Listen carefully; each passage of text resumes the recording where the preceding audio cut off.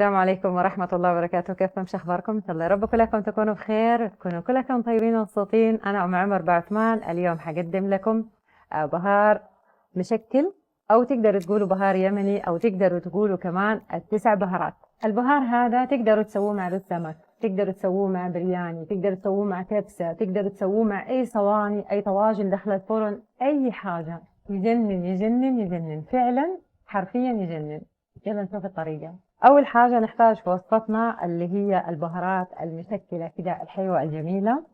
ربع كوب كركم، ربع كوب فلفل أسود، ربع كوب كمون، وربع كوب كزبرة، ملعقة قرنفل مطحون، وملعقة حبهان مطحون، وملعقة شمر مطحون، ومعانا كمان نص ملعقة صغيرة قرنفل، ونص ملعقة صغيرة ريحان.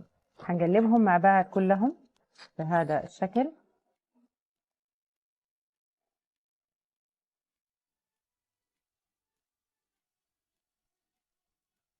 شايفين كيف ما شاء الله تبارك الله البهارات جميلة وريحتها تجنن. هذه البهارات أنا معتمداها عندي في المطبخ حقتي، أو زي ما تسموه هنا في مصر الكاترينج. أحطها في كل حاجة، أحطها في الكبسة، أحطها في البرياني، أحطها في أي حاجة أنا أسويها أحطها فيها. هذه البهارات أنا أعتمدها جدا جدا. روعة روعة روعة، تحلي كده الأكل مرة. أتمنى إن شاء الله تجربوا هذه الوصفة. استنوني في وصفات ثانية. أحبكم مرة، وباي باي.